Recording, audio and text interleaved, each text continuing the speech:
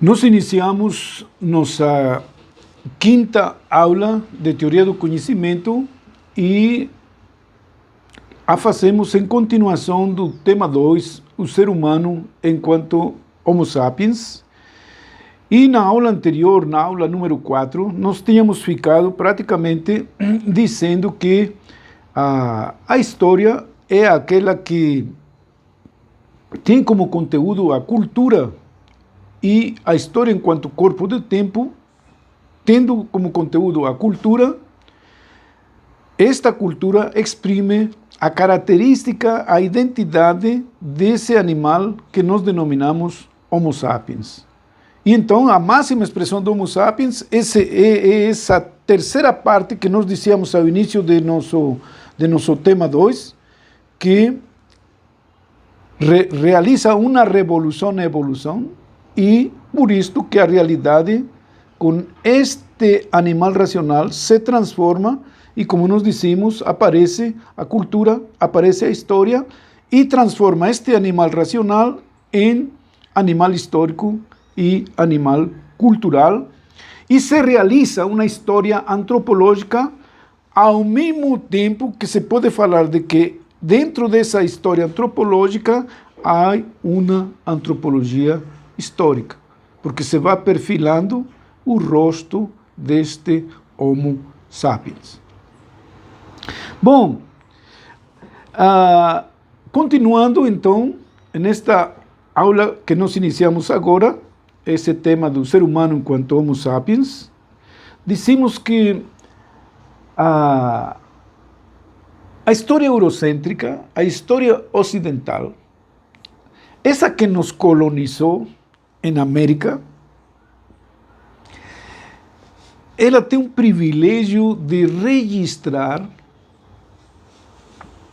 o momento em que aparece privilegiadamente esta racionalidade, o exercício, diríamos assim, forte, intempestivo dessa racionalidade, e ela tem uma data precisa desta aparição fortemente racional. E que nós aqui acompanhamos, identificando-la com a aparição da filosofia. E então, lá pelo século VI, a cavaleiro com o século VII, então, aparece o primeiro ao qual se identifica, segundo Diógenes Laercius, como filósofo. E este filósofo é Tales de Mileto. E por isso que, se a gente pega, privilegiando a história da filosofia, então, qualquer livro de história da filosofia registrará o que aqui Giovanni Reale e Dario Antiseri nos dizem. O pensador ao qual a tradição atribui o começo da filosofia grega, mas para nós seria o começo da filosofia, o começo do pensar, o começo dessa atividade rigorosa e estritamente racional, nos disse Reale e Antiseri, é Tales, nascido em Mileto, como digo, a cavaleiro entre o século VII e o século VI, antes de Cristo. Então, entre o século VI e o século VII, aparece o exercício rigoroso e estritamente racional. E claro que a gente diria assim, mas como é que aparece esta atividade racional, se, por exemplo, no Egito já tinha as pirâmides, geometria, matemática, astronomia, enfim, na China, na Índia, que são culturas que são os pilares da antiguidade, na Mesopotâmia, por exemplo. Como é que se pode dizer que a atividade estritamente racional começa com Tales de Mileto, a cabaleiro entre o século VII e o século VI. Bom, o que os historiadores, não apenas da filosofia, mas os historiadores que se preocupam pela aparição do Homo sapiens, no seu sentido estritamente de exercício racional, dizem que tudo bem, na Mesopotâmia já havia monumentos líticos, na Índia, no Egito, na China, já tinham aparecido propriamente as ciências. Então, como é que se pode dizer que em Grécia aparece este exercício racional crítico? Bom, nós devemos dizer que, embora, por exemplo, no Egito se tenha a geometria, a matemática, a astronomia desenvolvidas, o ser humano, e na mesma Grécia, até o século VI, o ser humano estava imerso em um mundo mítico. É verdade que utilizava essas ciências, mas a visão, ou diríamos assim, o imaginário social global dessas sociedades se movia, era influenciado pela visão mítica. Ou seja, o ser humano estava mergulhado em um ambiente de forças cegas, caprichosas, do destino, que brincavam com ele e que eram denominados deuses. Os deuses faziam os caprichos com os seres humanos e os seres humanos, na sua vida, respondiam a estes caprichos, onde podia ser afortunado ou desgraçado, dependendo da vontade dos deuses. E então era este mundo em que o ser humano estava mergulhado. Quando aparece a filosofia, por isso se diz que se vai dar o salto do mito ao logos. E o logos significará o exercício racional, a introdução crítica, a introdução rigorosa e radical do exercício da razão. E por isto que isto, evidentemente, se identifica com Tales de Mileto e, consequentemente, com esse exercício racional. Então, continuando, nos diz na História Ilustrada da Ciência, nos diz Ronan Collin o seguinte: Tales claramente parece ter sido o primeiro a demonstrar as qualidades que deveriam caracterizar a ciência. Claro, aqui está falando da ciência grega, por isso encontram aí no seu texto que deveriam caracterizar a ciência grega, mas nós dizemos a ciência em geral. Então, as qualidades que deveriam caracterizar a ciência grega. E aqui vem o salto qualitativo que nós indicávamos quando se passa do mito ao logos. E diz assim: fornecer explicações naturais, não sobrenaturais, sobre o mundo. E aqui, caríssimos, fornecer explicações naturais, não sobrenaturais, sobre o mundo, implica, evidentemente, dizer que deve-se trazer a razão da realidade através da razão humana. E sem nenhuma intervenção fora dessa realidade. Deve-se aprofundar essa realidade e retirar dela sua razão de ser.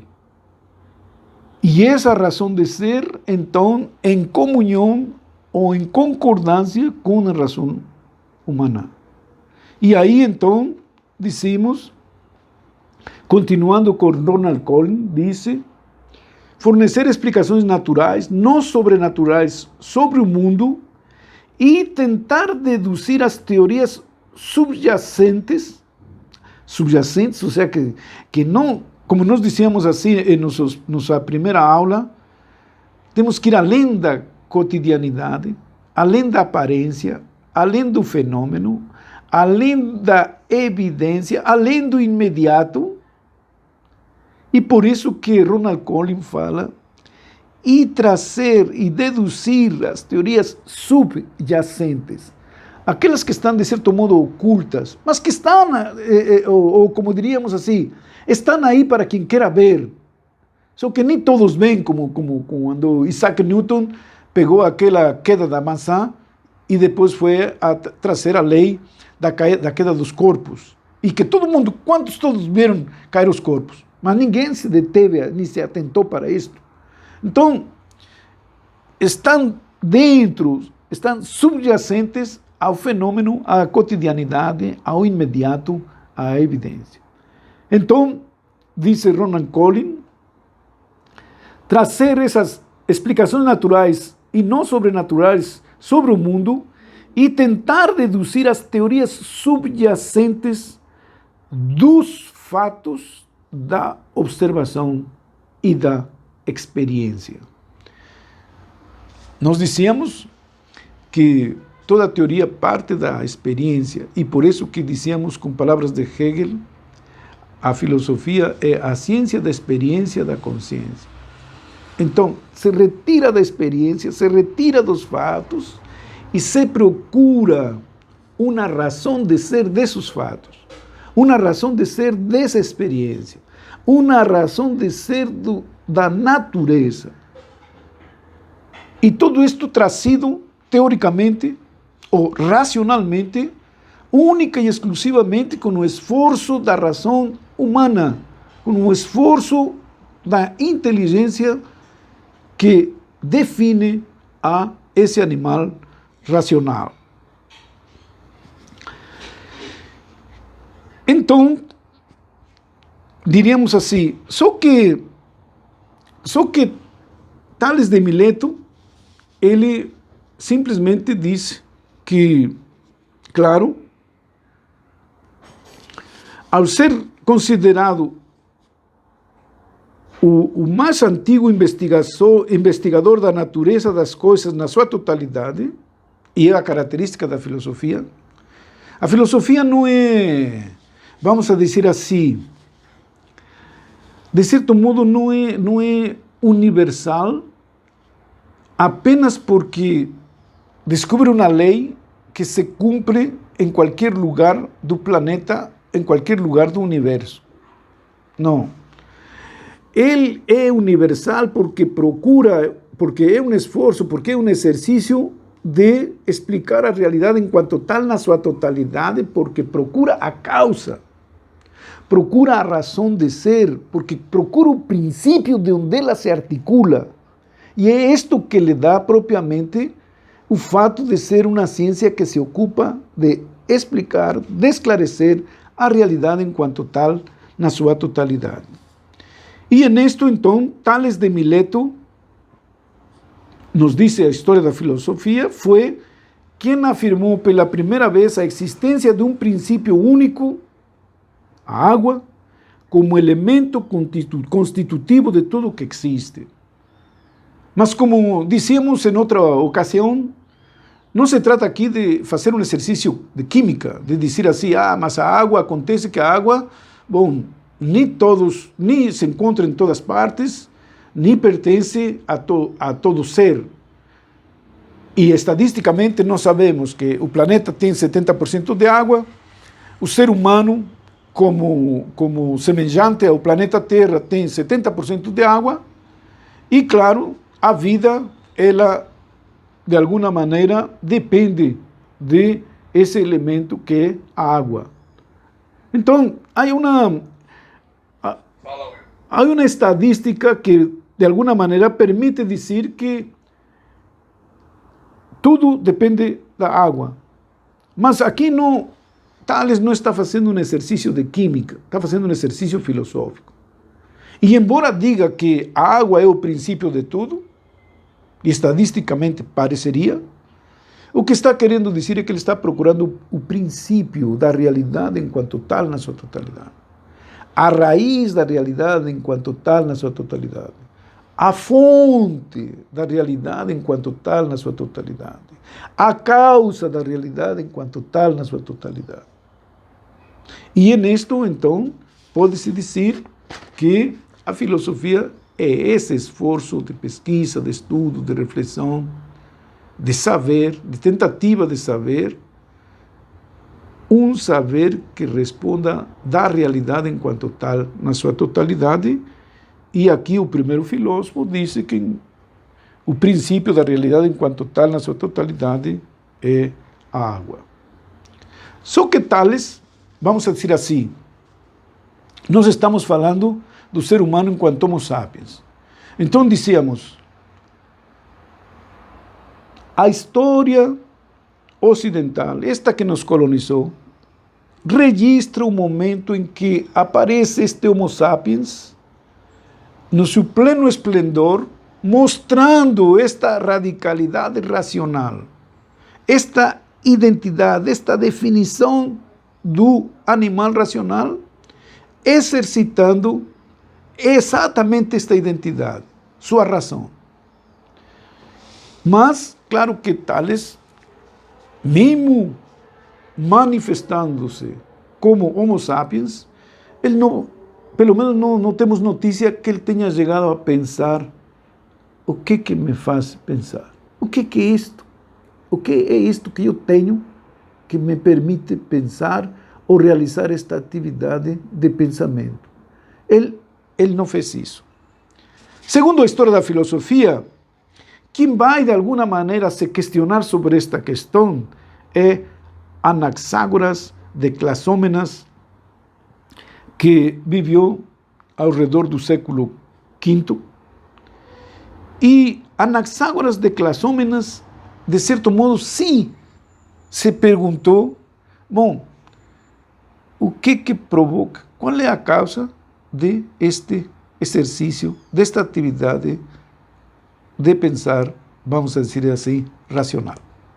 E ele diz, a história da filosofia nos diz que Anaxágoras de Clasómenas fala de uma entidade que é totalmente diferente de tudo. Ou seja, que não se encontra em qualquer lugar, mas que está nesse animal, nessa realidade, nesse ser que denominamos aqui Homo sapiens. Ele descobre isto, esta distinção, esta qualidade diferente de tudo. E ele denomina isto o entendimento, a inteligência ou o espírito, ou dito em termo grego, nous. Nous seria isto que nós temos e cuja função é, desde o ponto de vista da filosofia e desde o ponto de vista de que a filosofia realiza a passagem do mito a logos,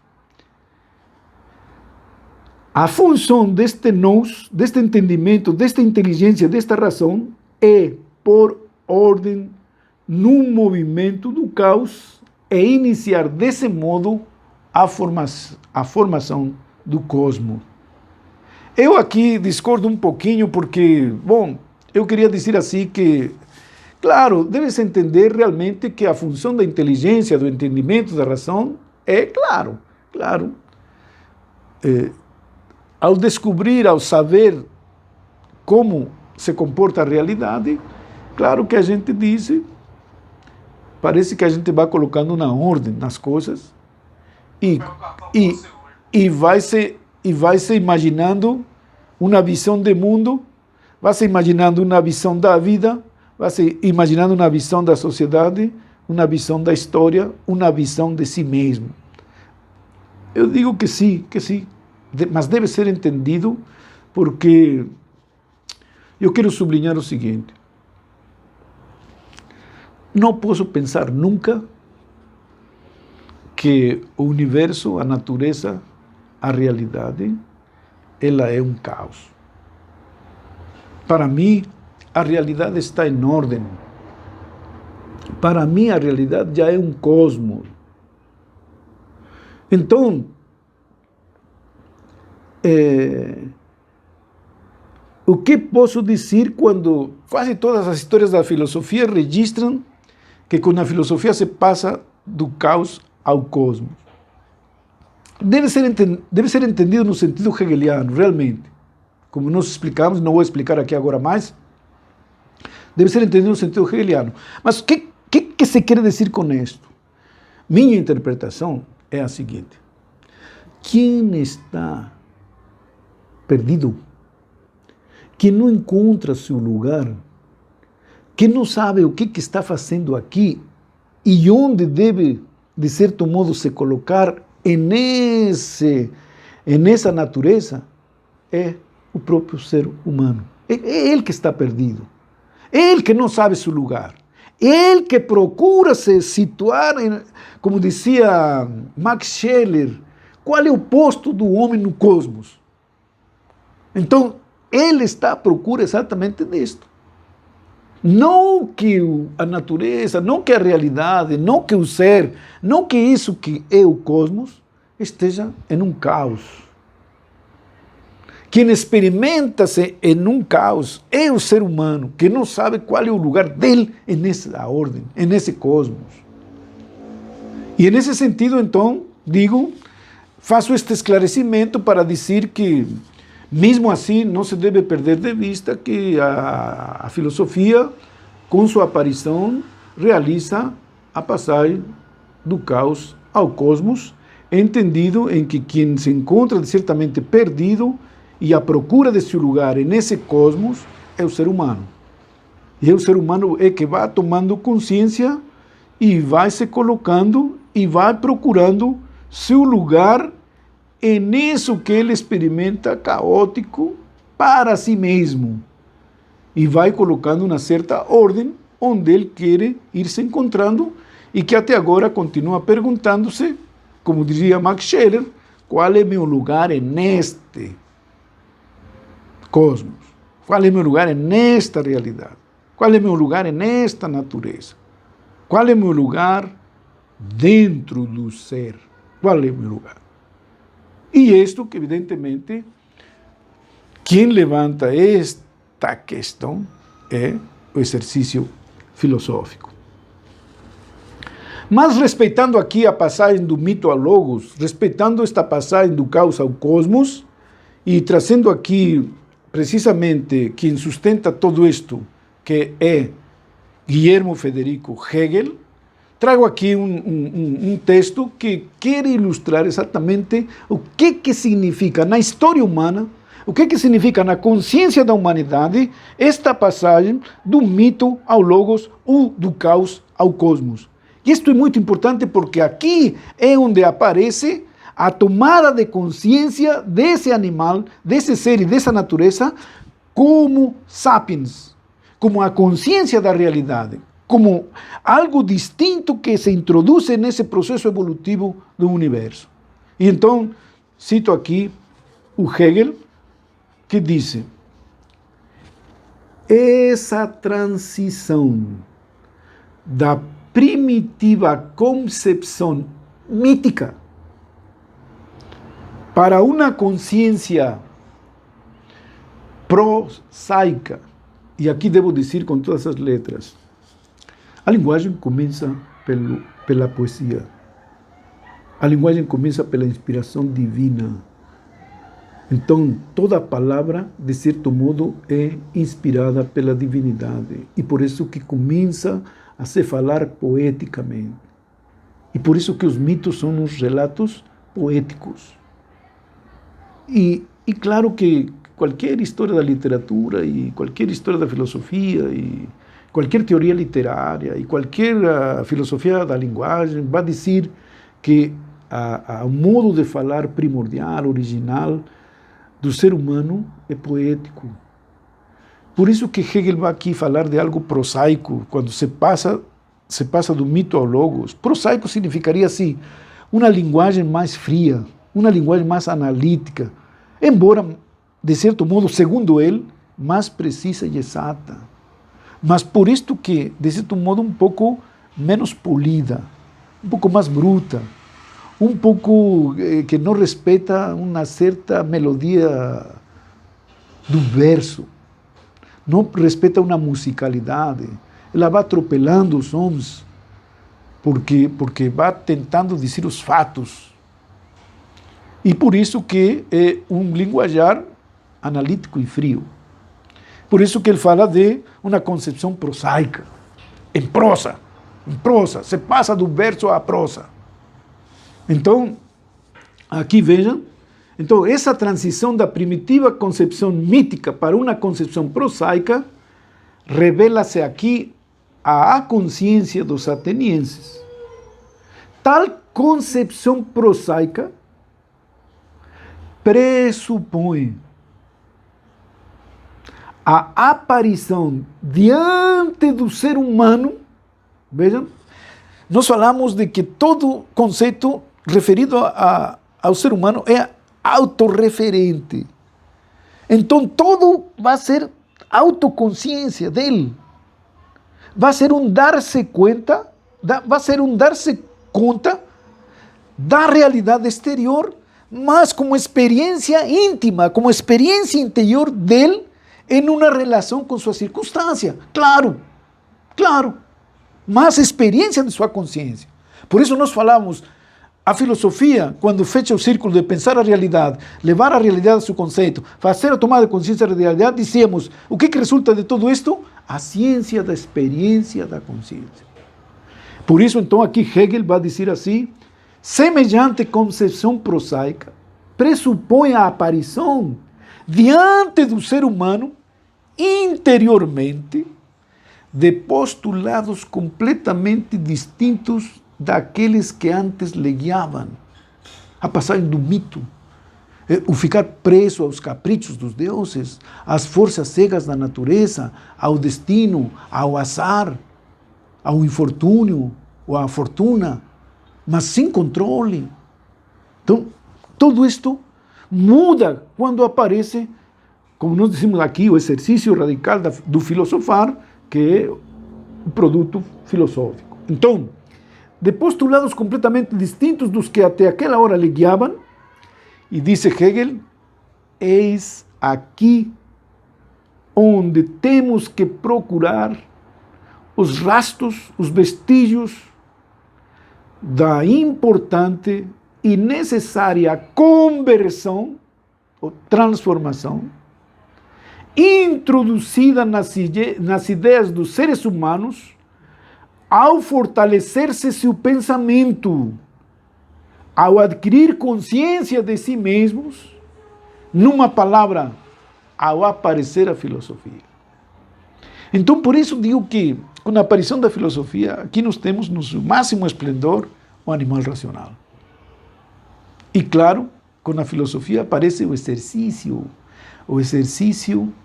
limpo, o exercício pleno de esse Homo sapiens. Aqui, como explicou praticamente Hegel. E nesse 5.3.2.1, desenvolvendo a ideia de Hegel, eu tentei trazer aqui um pequeno texto de Martin Heidegger, que me parece ilustrativo do que Hegel quer dizer nesse parágrafo que acabamos de refletir. Por quê? Porque, caríssimos, eu, ao início de nosso tema 2, na nossa terceira aula, pedi que ficasse bem claro esses 3 momentos do Big Bang até o Homo sapiens e do Homo sapiens para frente. É diferente. Eu não quero trazer aqui um linguajar de John Eccles junto com Karl Popper, que escreveram O Eu e seu Cérebro. E nesse livro, O Eu e seu Cérebro, Karl Popper, inspirado em John Eccles, disse que criou 3 mundos. Que para ele a realidade está dividida em 3 mundos. O primeiro mundo, que seria antes do ser humano, esse seria o primeiro mundo. O segundo mundo seria o fenômeno humano porque é uma complexidade inédita, é uma complexidade inexplicável, é uma complexidade que é como se disséssemos assim, a ciência quer explicar seu cientista, o cérebro quer explicar-se pelo cérebro. John Nichols dizia, bom, é uma tentativa autorreferencial que é como dizer que querer definir pelo definido. Não é possível. Não é possível. É como quando alguém diz assim, te vi com meus próprios olhos. Pô, mas como ia te ver? Não tenho outros. Te vi com meus próprios olhos. Mas como é que eu te podia ver? Mas, sobretudo, qual é a certeza de dizer, te vi com meus próprios olhos e eu posso acreditar que me viste? Mas se te vi com meus próprios olhos, mas não tenho outros. Então aqui, diríamos assim que eu digo que se preste muito atenção nisto aqui, porque, então, esse primeiro mundo que disse Karl Popper e John Nichols seria esse anterior ao ser humano. Esse mundo do fenômeno humano, que ele diríamos assim, a humanidade como um todo, como sujeito, é único. E depois um terceiro mundo, que ele chama assim, o terceiro mundo, é todo aquilo que ele produz, que nós denominamos cultura, história, ciência, tecnologia, enfim. Esse seria um terceiro mundo. Então, estes três mundos têm que ficar bem claros neste momento que eu trago aqui um texto para ilustrar o que Hegel diz sobre essa aparição da capacidade racional com radicalidade, com esplendor e com vigor quando aparece a filosofia.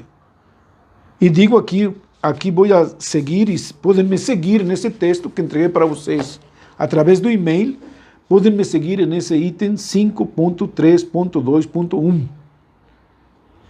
Digo, texto de Martin Heidegger. E vou refleti-lo junto. O que diz Martin Heidegger naquela obra Ser e Tempo? Para todos os efeitos, Heidegger vai falar de que o conceito Dasein refere-se ao ser humano. Nas minhas aulas de mestrado, tinha uma professora, que não digo o nome, mas que dava aulas de Martin Heidegger e sobre o livro Ser e Tempo, e me quis reprovar, porque eu entreguei um texto escolar, acadêmico, onde eu identificava ao ser humano com o conceito de Dasein. E ela quase me reprova porque disse que Martin Heidegger nunca quis dizer que Dasein seria o ser humano. Depois eu li muitos, isso me provocou ir a estudar outros estudiosos de Martin Heidegger e o próprio Heidegger, e eu descobri que na Carta sobre o Humanismo ele identifica especificamente, com todas as letras, diz, quando nós falamos de Dasein, nos referimos ao ser humano. Aí eu digo, pô, que pena que essa professora disse que estava fazendo sua tese doutoral sobre Heidegger e quase me reprova, dizendo que nunca Martin Heidegger tinha identificado o ser humano como Dasein. E aqui eu digo, eu estou falando de Dasein, e quando falo de Dasein, falo do ser humano. Mas, etimologicamente, trazida a palavra do alemão, significa o ser aí, ou o aí do ser. E o que quero dizer com isto, caríssimos? Quero dizer simplesmente o seguinte, que somente o ser humano, enquanto sapiens, é aquele que dá à luz a realidade. Podemos falar do Big Bang, mas só depois do Homo sapiens. Podemos falar de história da natureza, mas esta história da natureza, eu digo, rigorosamente, a natureza não tem história. Quem tem história é o ser humano. E esta história da natureza, se quer ser entendida como história, terá que ser entendida como história humana. Em si, a natureza não tem história. Nem o cosmos tem história. Isto só aparece pela tomada de consciência do ser humano. E quem disse isto, possivelmente para ninguém, possivelmente apenas para si mesmo, é o ser humano. Então, quando falamos de Dasein, identificado etimologicamente como ser aí, ou aí do ser, é o ser humano, porque ele é o único capaz de dar à luz a realidade, de fazer a tomada de consciência da realidade e dar-se conta da realidade. Ou como nós dizíamos que o filósofo espanhol Xavier Zubiri diz, que significa ser humano? Significa que o ser humano é um animal de realidade, ou seja, que se dá conta e dá conta da realidade. Então vejam, então aqui quando utilizamos Dasein, refere-se especificamente a esse Homo sapiens do qual estamos falando, e espero que se entenda este linguajar estritamente filosófico, porque como nós dizíamos, embora estejamos lecionando para estudantes de história, lógico que, como nós registrávamos lá ao definir a teoria do conhecimento faz parte do corpus filosófico para a formação de filósofos e, consequentemente, a rigor é uma disciplina filosófica. Então, vamos lá. Martin Heidegger disse lá, o Dasein não é apenas um ente, porque para Martin Heidegger, diríamos assim, o ser é todo o que um ente, diríamos assim, todo o que define um ente, todo o que constitui um ente, todo ente tem ser, mas não é o ser. A árvore, por exemplo, ela é porque tem ser, mas não se pode dizer que a árvore esgote o conceito de ser. Então, tem ser. Então, aqui todo é ente. Então, para Martin Heidegger, há uma distinção entre ser e ente. No sentido assim, o ser só pode ser entendido quando ele se determina como mineral, vegetal ou animal, mas todo é ser. Embora nós possamos apenas entendê-lo a partir de sua particularidade e sua determinação. É isto, é aquilo. Mas o ser é o ser em geral. Então, o Dasein não é apenas um ente, ou seja, esse ser humano, vê? Não sei se seria bom para vocês melhor falar, antes de falar melhor de Dasein, vou falar já então do ser humano identificado. Mas aqui no texto respeitei o linguajar de Martin Heidegger e da tradução que se fez pela editora Vozes de Petrópolis. Mas então vou substituir aqui, para não confundir essa palavra, então já vou falar, quando seja Dasein, vou falar do ser humano. Então, o ser humano não é apenas um ente que ocorre entre outros entes. Ele é diferente, ele é distinto. Ao contrário, do ponto de vista ôntico, ou seja, enquanto que tem ser, enquanto que possui ser, enquanto que é porque é constituído por ser, do ponto de vista ôntico, ele se distingue pelo privilégio de, em seu ser, isto é, sendo, nós diríamos, vivendo, experimentando, existindo, estar em jogo seu próprio ser. Ou seja, caríssimos, quando ele faz a tomada de consciência de si mesmo, ele é seu próprio antropólogo. E tudo o que ele diga, se a gente o sistematiza e se torna verdadeiramente necessário o que ele diga, e por isto, se é o ser humano que diz, é universal, porque é próprio de todo ser humano, então, caríssimos, todas as categorias, todo o seu saber, toda a sua ciência, tudo que ele aprenda ou desaprenda, coloca em jogo seu próprio ser. Diríamos assim, de uma maneira bem simplória, é devido à morte, que coloca em jogo seu próprio ser. Então, continuando com Martin Heidegger, mas também pertence a essa constituição de ser do ser humano a característica de em seu ser, isto é, sendo, vivendo, existindo, estabelecer uma relação de ser com seu próprio ser. E aqui diríamos assim, como diria Martin Buber, quando o ser humano se concentra em si mesmo, ele é capaz de estabelecer um diálogo com um tu íntimo. E bastaria assim perguntar a um psicólogo, ou qualquer um de vocês, quando em uma crise de absurdo da vida, de sinsentido da vida, vocês de repente lá, quando vão a dormir, ou quando vão a tomar banho, ou quando vão estar lá sozinhos, de repente, vocês dialogam consigo mesmos. Não há com quem dialogar, é você com você. É onde Martin Buber, que estudou muito isto, disse, o ser humano é capaz de colocar um tu a seu eu. Esse seu eu dialoga com um tu que ele coloca para dialogar. Quem sou eu? O que faço? Qual é o meu destino? O que eu quero? Tal. E aí não há capacidade de mentir. Você não pode se mentir. Você mentir. Por quê? Para quê? Por quê? Aí você estabelece um diálogo íntimo e extremamente verdadeiro.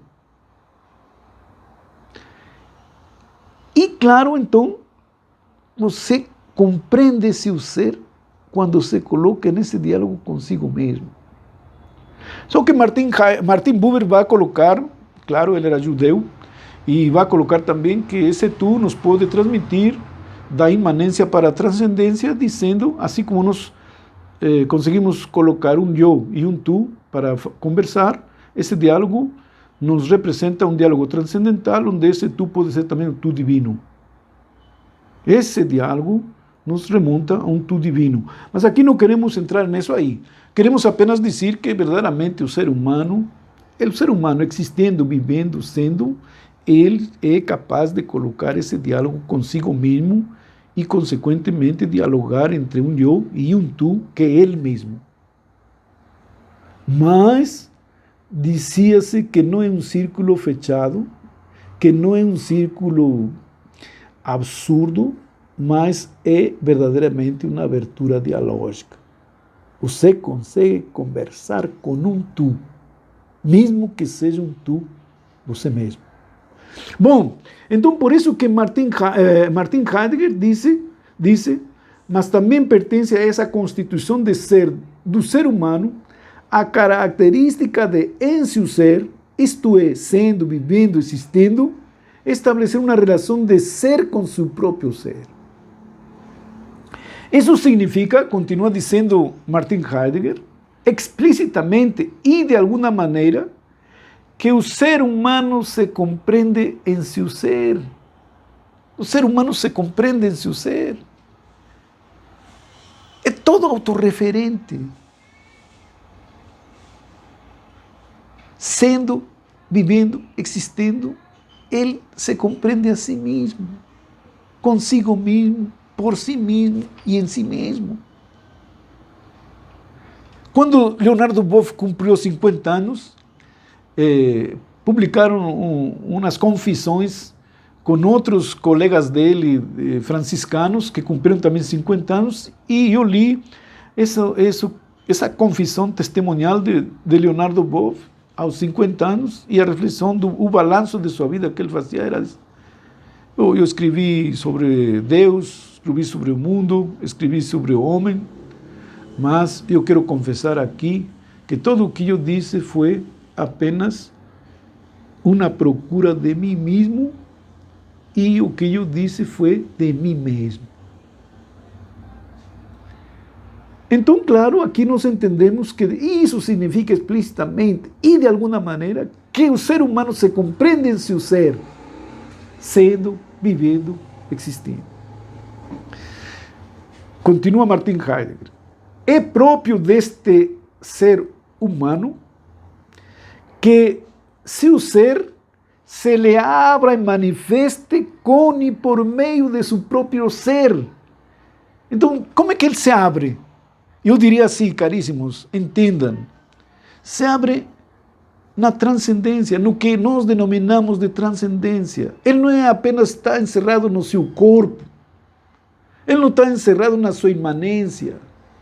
E aqui dizemos, ele não é mera matéria de pó, ele não é química, ele não é física, ele não é biologia, ele não é natureza, ele não é animal. Ele é animal humano, ele é natureza humana, ele é ser humano. É realidade de realidade. E aqui é onde ele sai de si mesmo. Se o ser se lhe abre, por isso cria cultura, cria história. E dizia, me lembro aqui de uma frase de José Saramago, em uma entrevista quando passou pelo Brasil, um jornalista perguntou: Senhor Saramago, você que em toda a sua obra literária já respondeu muitas questões existenciais humanas, qual é a questão que você ainda não conseguiu responder? E ele imediatamente respondeu: para que tudo isto? Referindo-se especificamente a esse mundo, ao mundo. E Martin Heidegger vai dizer assim: o único ser da natureza, da realidade enquanto tal, na sua totalidade, que pode dizer que tem mundo, é o ser humano. O ser humano tem mundo. Ninguém tem mais mundo. Só o ser humano é mundano. E é está aqui onde Heidegger diz: se o ser se lhe abre, se lhe projeta. Por isso que todo tem cara de humanidade. Se viesse um extraterrestre, um selenita ou um habitante do espaço e chegasse aqui, veria as construções, os pontes, as estradas, as indústrias, os próprios jardins, as casas. Isto tem um rosto de alguém, e é o rosto da humanidade. E é nisto que o ser se lhe abre ao próprio ser. Então, é próprio deste ser humano que se o ser se lhe abra e manifeste com e por meio de seu próprio ser, ou seja, pela sua inteligência, ele se manifesta assim. Isso que está fora dele é a cara dele, é ele mesmo desdobrado. E isto é teoria do conhecimento, caríssimo. Até aqui chega a teoria do conhecimento, até aqui vai, e não sabemos até onde. Então, Martin Heidegger continua dizendo: a compreensão do ser, não apenas do ente todo que tem ser, a árvore, a pedra, nós, não, a compreensão do ser enquanto totalidade, diz, a compreensão do ser é em si mesma uma determinação do ser humano. Por isso que ele que dá luz à realidade. Por isso que há uma distinção, como dizia Karl Popper agora e John Eccles, dizendo, há um primeiro mundo, a realidade anterior à aparição do Homo sapiens. Há um segundo mundo, a própria complexidade e os ser abscônditos da humanidade, que não sabemos o que é, mas é um complexo que desafia o saber. Por que o desafia? Porque ele se manifesta aqui neste terceiro mundo da cultura, da história, da ciência, da tecnologia. Esta é a questão. E então, a compreensão do ser, da totalidade, da realidade enquanto tal, na sua totalidade, pertence à própria compreensão do ser humano, de seu próprio ser. Ao tentar compreender a realidade enquanto tal na sua totalidade, faz parte constitutiva, essencial, determinante de sua própria identidade. O ser humano é isso aí. E para terminar, este texto de Martin Heidegger diz, e para mim é de uma tamanha lucidez, de um conhecer, de um refletir, de um pensar, de um filosofar, extremamente extraordinário. Ele diz: o privilégio ôntico, ou seja, o privilégio de ser, o privilégio de estar, o privilégio de haver, o privilégio de existir.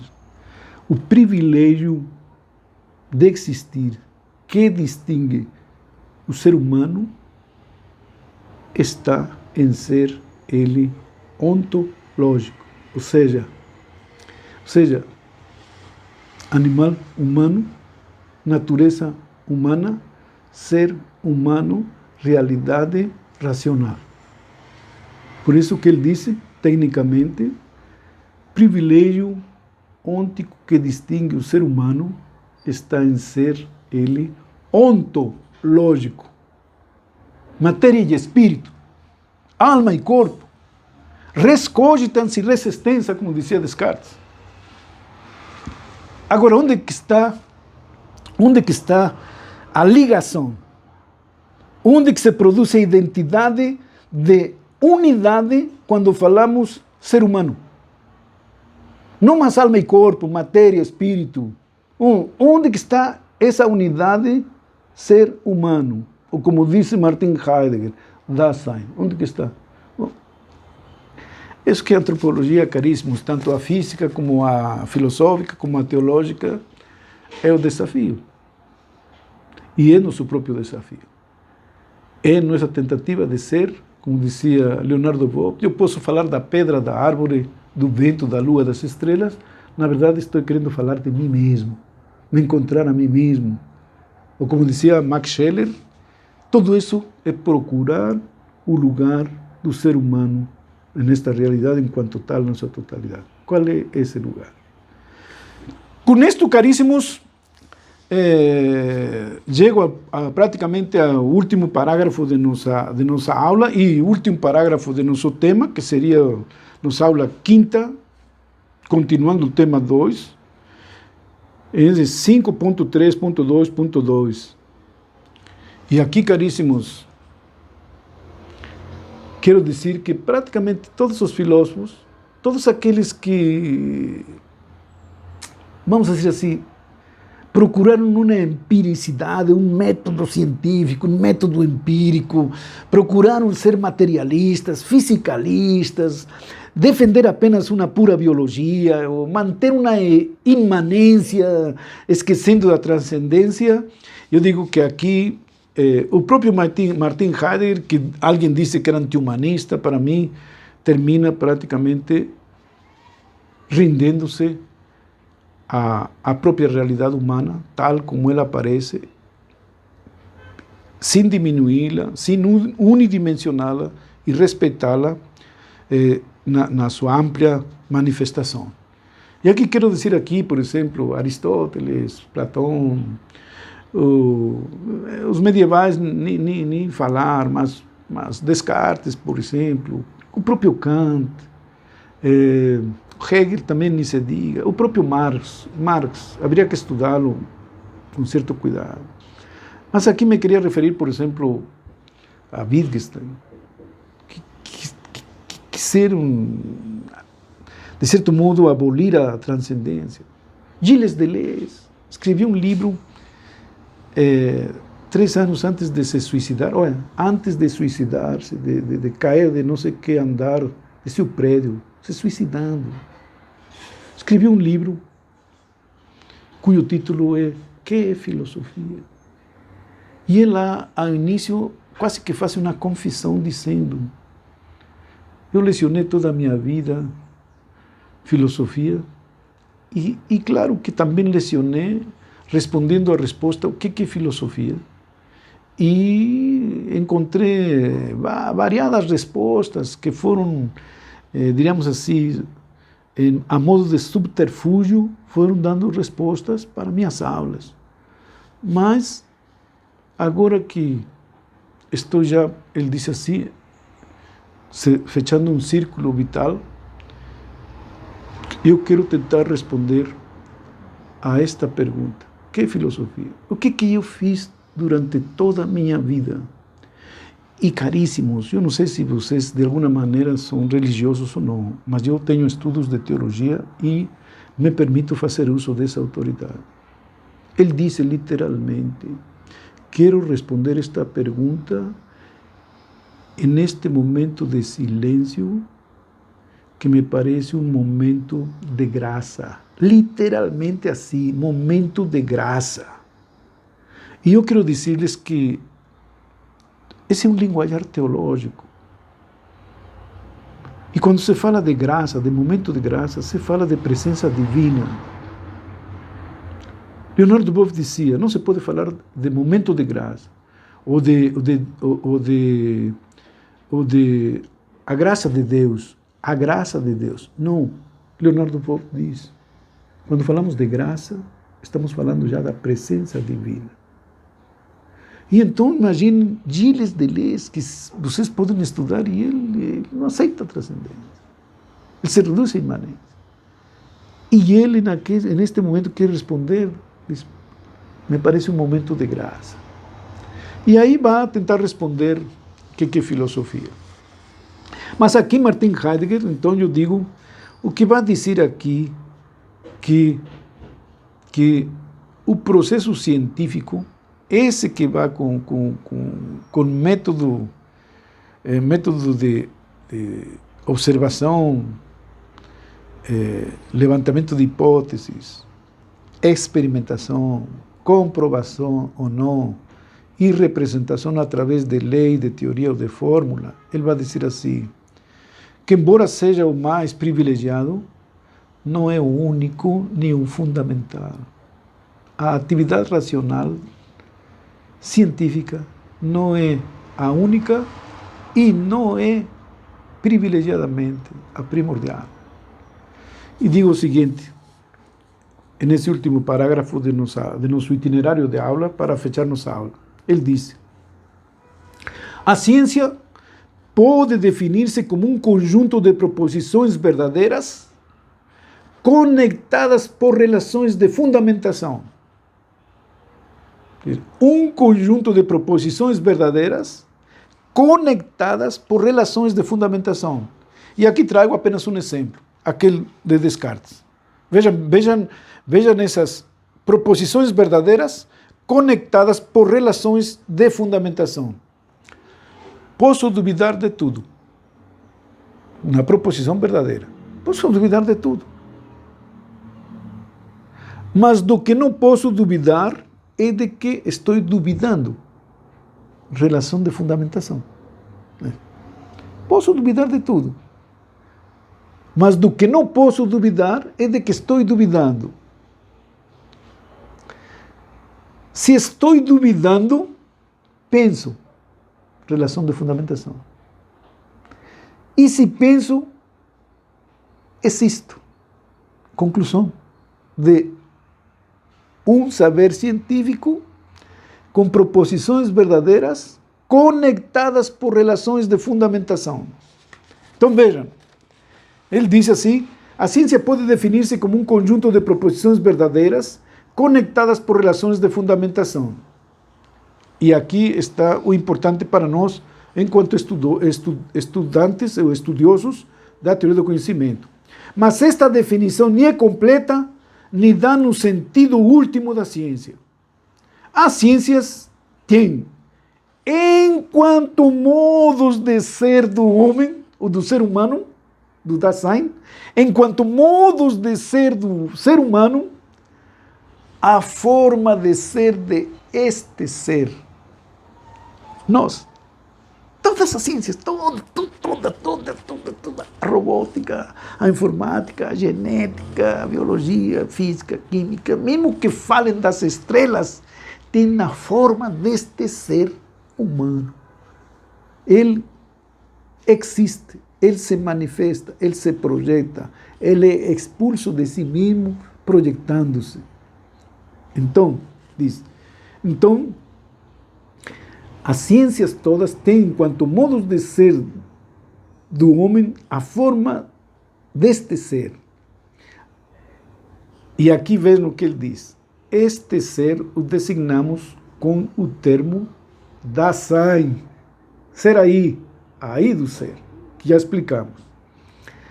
E diz, para fechar nossa aula, a investigação científica não é a única nem a mais imediata forma possível de ser deste Dasein, deste ser humano.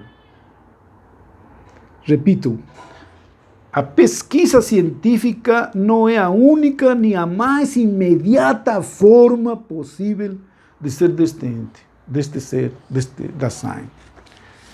Este Dasein, este ser humano, é a realidade da realidade.